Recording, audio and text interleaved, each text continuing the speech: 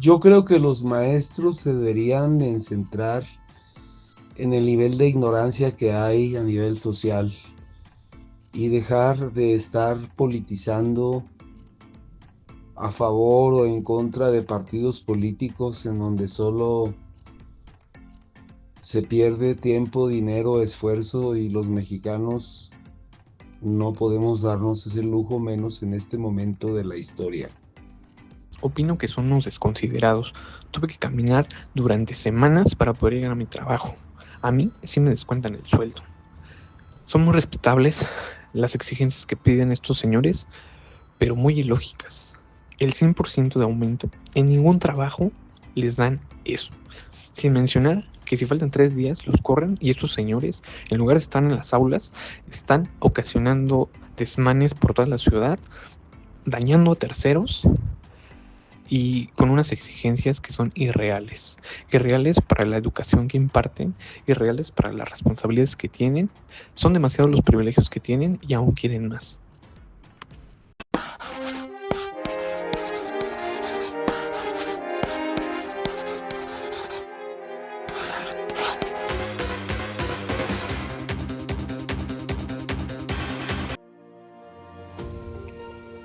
Estas solamente son voces de algunos inconformes que han tenido problemas por el plantón derivado de las manifestaciones que tienen los maestros provenientes de la Coordinadora Nacional de Trabajadores de la Educación en el Zócalo de la Ciudad de México.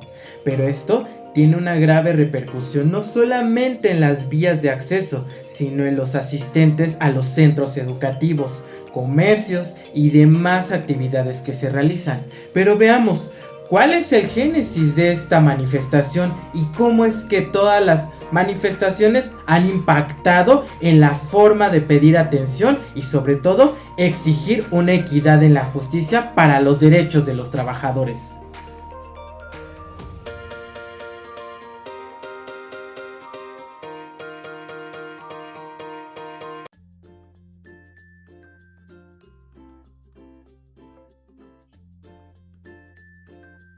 Leonardo es un niño de 9 años que cursa el 4º grado de primaria en una escuela pública ubicada en el centro de la Ciudad de México.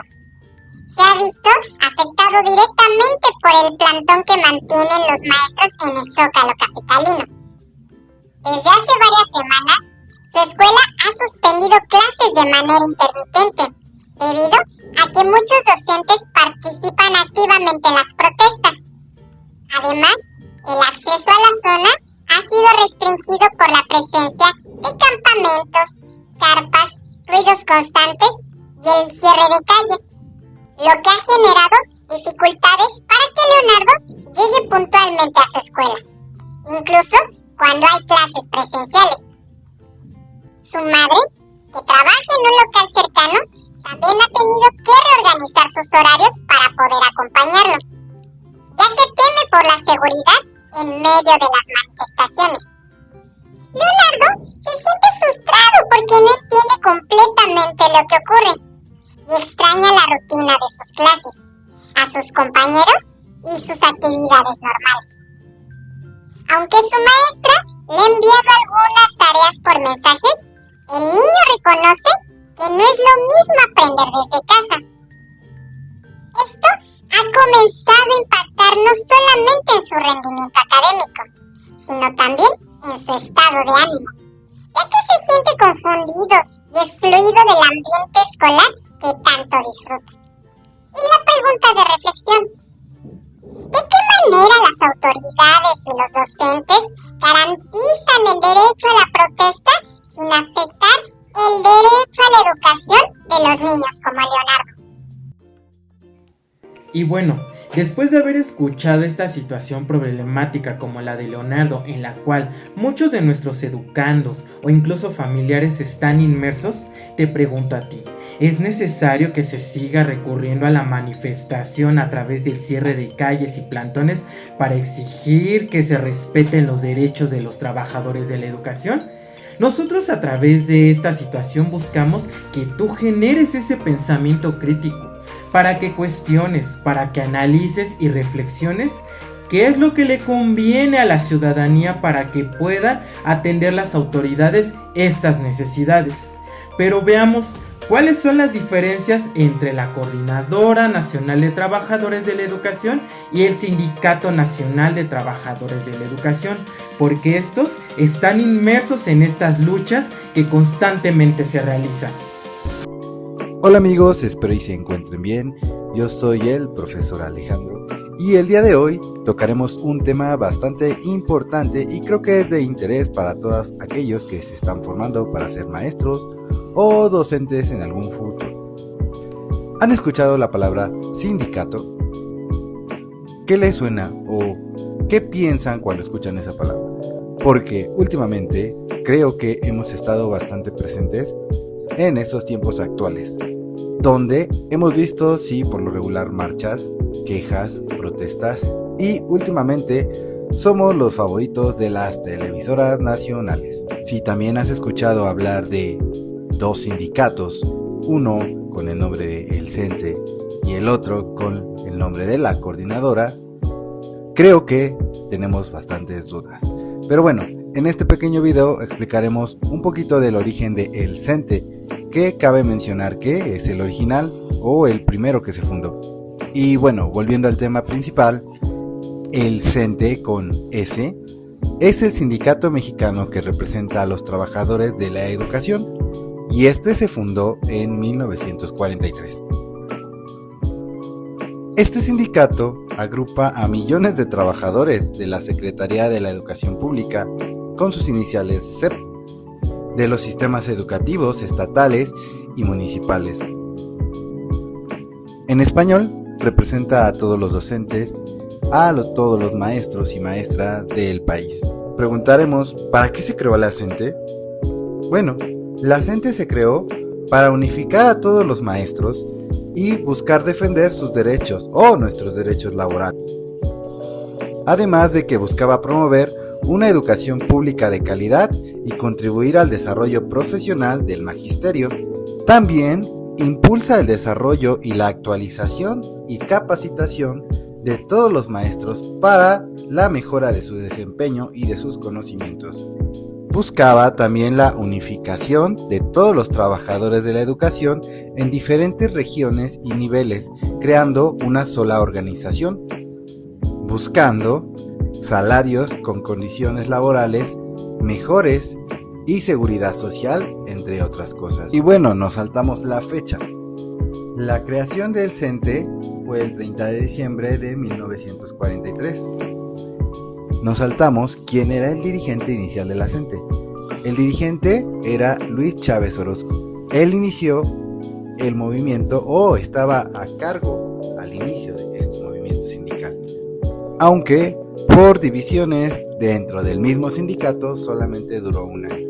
Después de este movimiento, quien tomó la bandera o la batuta fue el profesor Carlos Gonguit Barrios en el año de 1974, pero volvió a tener problemas dentro del mismo sindicato por la promoción de varias cosas y favores hacia sus conocidos o sus allegados.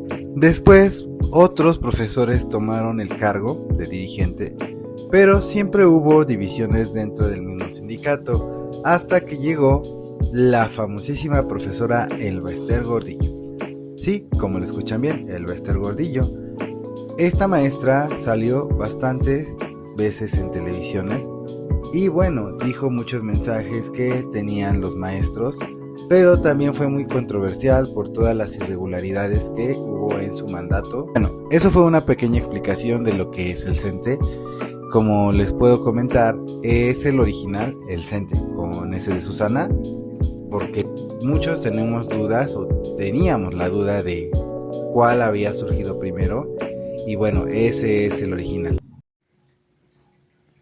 Ahora bien, ya que conocemos la diferencia entre la Coordinadora Nacional de Trabajadores de la Educación y el Sindicato Nacional de los Trabajadores de la Educación, es menester hacer un recorrido al pasado para entender el porqué de su lucha, ya que recordemos que después de la época de la revolución el país estaba en una total crisis y era necesario poder reestructurarse, pero estas luchas tienen su origen en algunos estados de la República, porque así es, lo que buscamos es entender el presente desde esta noticia y la situación problemática de Leonardo con hechos del pasado para que nosotros podamos generar esa crítica y ver de qué manera estas manifestaciones han surtido efecto. Así que veamos qué tiene que ver el pasado.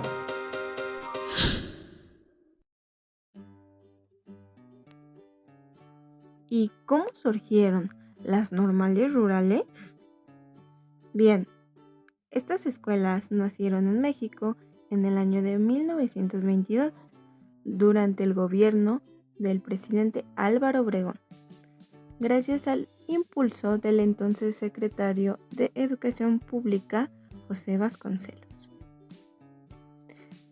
Su principal propósito era claro: formar maestros para que llevaran educación a las comunidades rurales, donde casi no había escuelas y la mayoría de la población vivía en pobreza.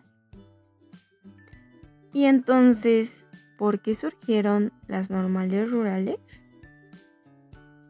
Las normales rurales surgen porque México, después de la Revolución Mexicana, enfrentaba un gran desafío, ya que millones de personas vivían en el campo sin acceso a la educación y la mayoría de la población era campesina, vivía en condiciones de pobreza y no sabía leer ni escribir.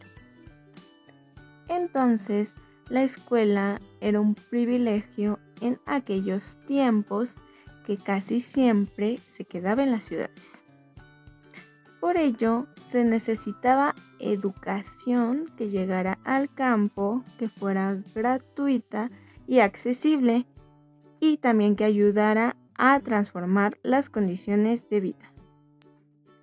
Desde el punto de vista económico, las normales rurales ofrecían una gran oportunidad para los jóvenes de bajos recursos, ya que brindaban educación gratuita, comida, hospedaje y formación. Además de eso, se les capacitaba en actividades agrícolas y oficios productivos. Esto les permitía trabajar en el campo y también enseñar.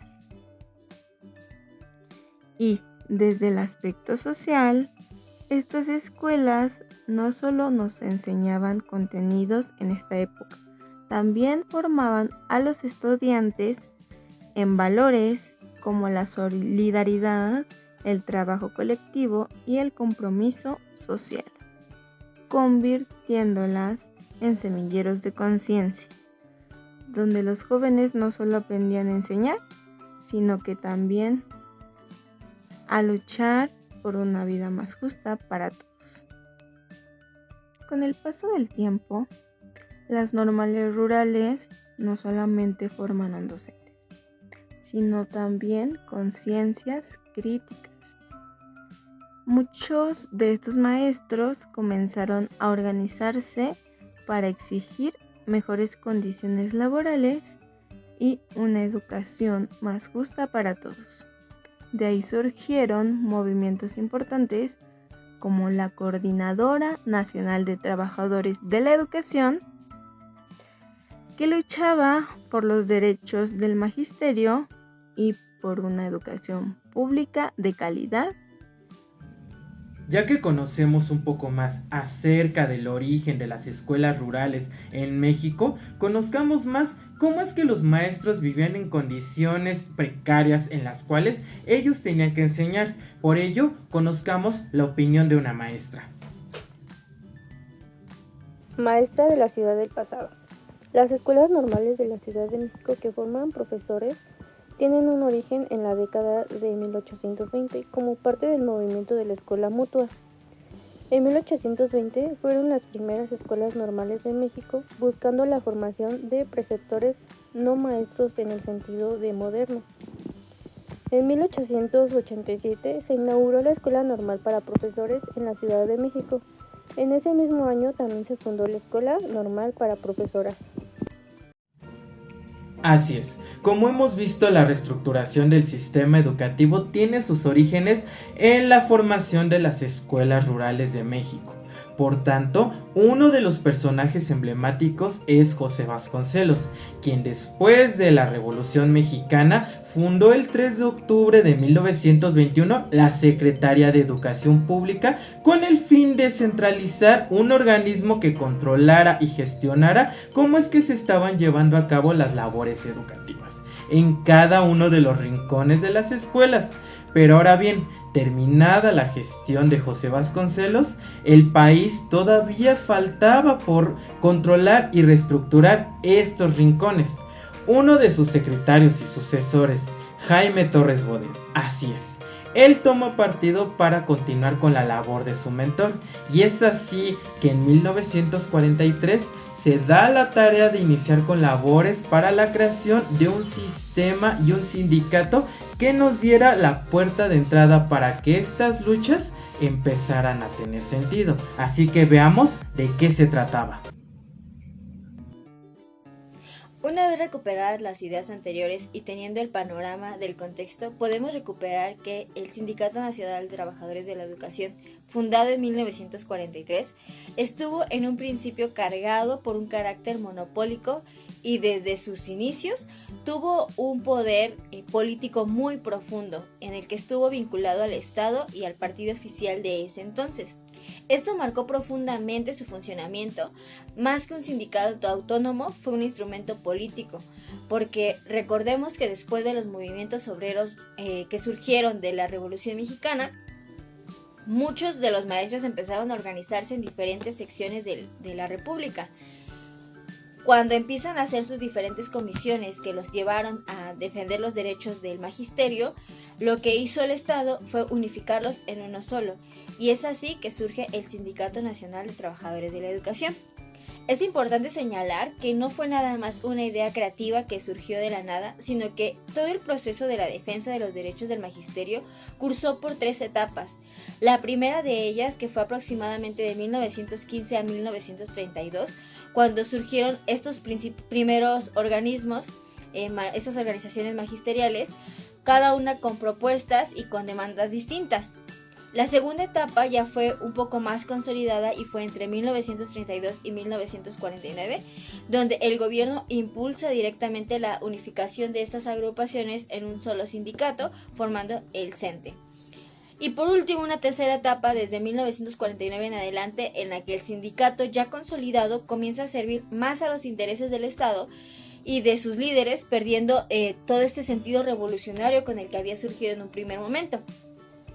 Y bueno, no es que todo sea malo para el CENTE, pero sí muchas de las cosas que empezaron a surgir, empezaron a marcar esta trayectoria e imagen que tenemos actualmente de esta movilización.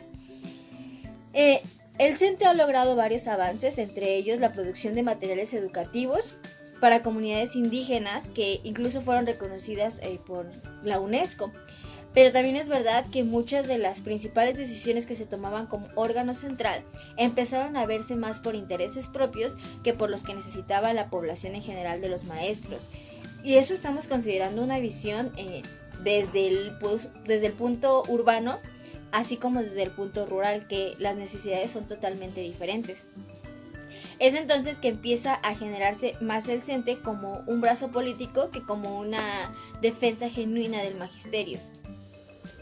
La Coordinadora Nacional de Trabajadores de la Educación, o mejor conocida como la CENTE, fue creada entre el 17 y el 18 de diciembre de 1979 en Tuxtla Gutiérrez, Chiapas, impulsada por padres y maestros de zonas rurales, como lo son actualmente Oaxaca, Guerrero y Michoacán, y obviamente el estado de Chiapas, como una alternativa del sindicato, intentando enfrentar el control corporativo entre el sindicato y el Estado. Cabe destacar que la creación de la coordinadora surge en un momento donde se dan intensos cambios sociales y políticos, así como lo fueron las luchas sociales al sur del país. Así es, como hemos visto después de la creación del Sindicato Nacional de Trabajadores de la Educación, el país también se vio envuelto en una crisis, y esta tiene que ver con la corrupción. Así es, eso que nos lleva a hacer actividades ilícitas cuando ya estamos en algún cargo. Es por eso que a través de estas inconsistencias, los maestros y algunas ideas que retomaron de la CTM, que fue la Confederación Nacional de Trabajadores, comenzaron a atender estas rebeliones y por ende una de las soluciones que le buscaron fue la manifestación. Así es, aquí te voy a dejar un código QR con una noticia que seguramente te va a parecer interesante, ya que en el año de 1960 los maestros también se fueron envueltos en estas manifestaciones y sobre todo en la represión social que el Estado imponía. Otro aspecto importante que tenemos que retomar abordando este problema es el testimonio de vida profesional que viven en las comunidades rurales. Hoy en día me gustaría mostrar cómo es ser docente en una comunidad rural. Y quiero hablar de algo que muchas veces se olvida, de lo que realmente significa ser docente en estos espacios. En las comunidades rurales no solo se enseña, los maestros son guía, apoyo emocional, vínculo con el mundo y muchas veces la voz de las comunidades que son silenciadas. Todo esto, la gran mayoría de veces, sin recursos, sin señal, sin materiales y con caminos que hacen de verdad extremadamente difícil poder llegar a los planteles. Se pide que se formen ciudadanos críticos, lectores, pensadores, pero ¿cómo se logra cuando el aula tiene techo de lámina y las condiciones ambientales no permiten que se genere un ambiente de aprendizaje? Cuando hay niños que caminan más de 1 hora para llegar a los lugares del aprendizaje y cuando ni siquiera hay conexión para acceder a una plataforma o poder implementar las tecnologías educativas que de pronto se solicitan. Lo que más duele no es la carencia material, sino el abandono institucional. Planes que no se ajustan a la realidad, decisiones tomadas desde escritorios lejanos y una visión urbana de la educación que no considera la riqueza ni los retos del campo. Enseñar ahí no es seguir un programa, es crear uno sobre la marcha, adaptarlo al contexto, trabajar con respeto por la lengua, la cultura y las costumbres de la comunidad. Pero a veces toda esta imagen se resume a los maestros que no hacen mucho, que no hacen nada o que pierden el tiempo, cuando en realidad están haciendo la gran mayoría de todo con casi nada.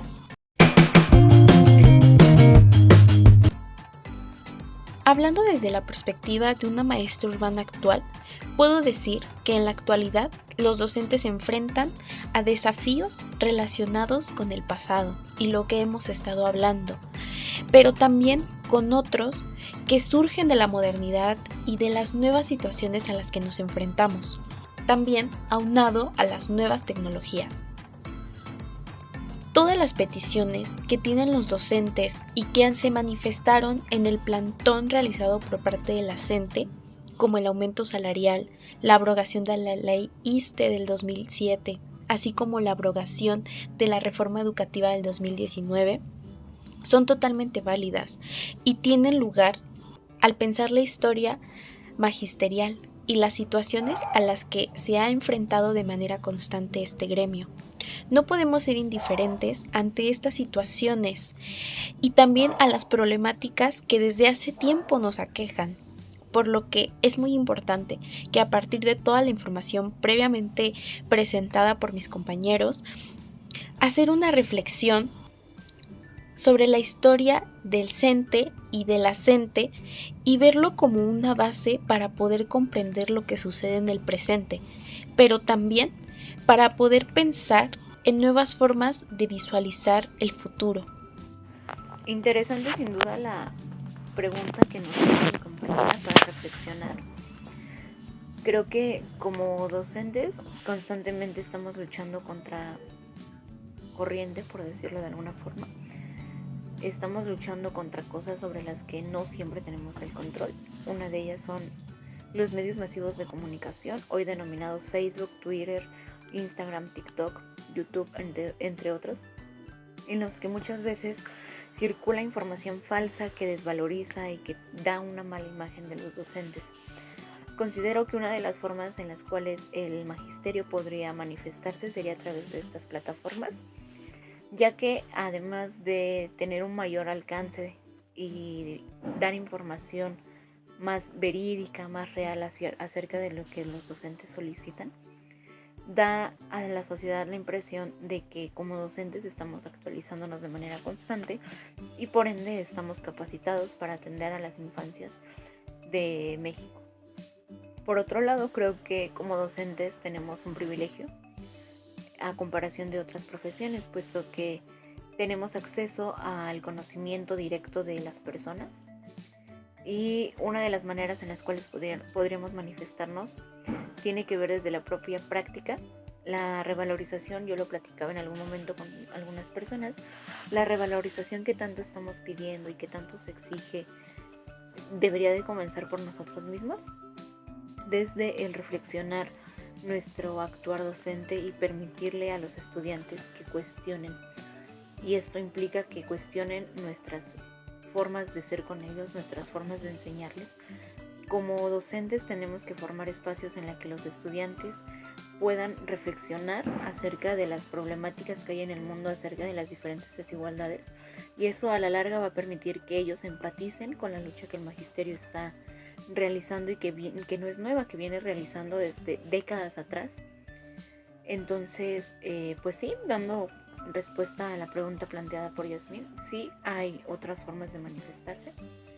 El problema es que no siempre estamos dispuestas a tener este tipo de formas de manifestarnos, porque implica salir de nuestra zona de confort, implica una actualización y se convierte en un reto. Yo creo que este tema es muy interesante, da mucho que debatir, da mucho sobre lo cual hablar, sobre lo cual analizar, y acerca de, pues es un mosaico sobre el que podemos hablar desde sus orígenes, sus causas, cómo ha ido evolucionando, qué tan vigentes siguen siendo los ideales con los que se formaron estas organizaciones, si nos representan o no nos representan. Bueno, compañeros, y ahora que nosotros pudimos escuchar esta versión, esta historia de este pequeño alumno, lo que nosotros buscábamos era generar este pensamiento crítico sobre cuál era su postura respecto a esto que se estaba viviendo en el país, si realmente ustedes se sentían identificados con esta lucha de su gremio o consideraban que había otras formas de cómo manifestar los incumplimientos hacia todos los intereses que los maestros habían luchado por tanto tiempo y que seguirán luchando, porque por cualquier situación en el que ya esté afectando a nuestro quehacer docente, no vamos a callar y siempre vamos a alzar la voz. Entonces, eso era como que el ejercicio en el que ustedes pensaran en si había otra manera en la que el cuerpo docente pudiera manifestar sin afectar a terceros. En este caso, no sé, vialidades, ¿no? Que muchos nos siguen viendo como los malos, cuando no debería de ser así, porque creo que cualquier persona que tenga un interés y que ese interés que se haya prometido y que esté afectando en su trabajo, no debería de quedarse callado. Asimismo, creo que nosotros como futuros docentes debemos de empezar a generar esta conciencia, este sentido de pertenencia sobre estos problemas que aquejan al cuerpo docente hoy en día, porque hoy son ellos, mañana tal vez nosotros. Entonces, por eso es fundamental el abordar este tipo de temáticas, porque es algo que es muy ajeno, algo que no se nos enseña en la normal y que ahora sí que por tu propio interés tener que buscarlo, porque bien dicen que hasta que no te pasa uno no se involucra en las cosas, y creo que no debería de ser así. Creo que temas como este de la coordinadora o como el CENTE es primordial que nosotros sepamos la diferencia entre ambos, saber si nos inclinamos hacia uno o que realmente no nos sintamos identificados con ellos, y pues saber qué es lo que nosotros pensamos y saber qué hacer para que no se sigan suscitando eventos de esta manera. Como hemos visto, las problemáticas entre los maestros de la Ciudad de México y los maestros rurales han marcado una pauta determinante para que se alce la voz y se exija el respeto a los derechos laborales. Pero hay a personas a quienes no les gustan. Tal es el caso de Alejandro Villalbazo, quien en los últimos días ha dado una opinión cual experto que es. Si no la conoces, te invito a ver los videos que ha estado publicando, donde le tira al magisterio bien y bonito, sin conocer esta realidad que nos acaban de comentar. Otro es Carlos Loret de Mola. Así es, ese personaje que en el año del 2006 hizo un documental llamado De Panzazo. En este nos muestra la realidad de que algunos maestros no realizan su trabajo de una manera adecuada y nos vino a tirar toda esta labor. Te invito a que reflexiones acerca de estos documentales para que veas cómo los medios de comunicación influyen en estas formas de pensar de la sociedad. Por ello, conozcamos más. Te invitamos a que realices estas labores de reflexión, fomenta el pensamiento crítico, porque no solamente es hablar por hablar, simplemente también es reflexionar.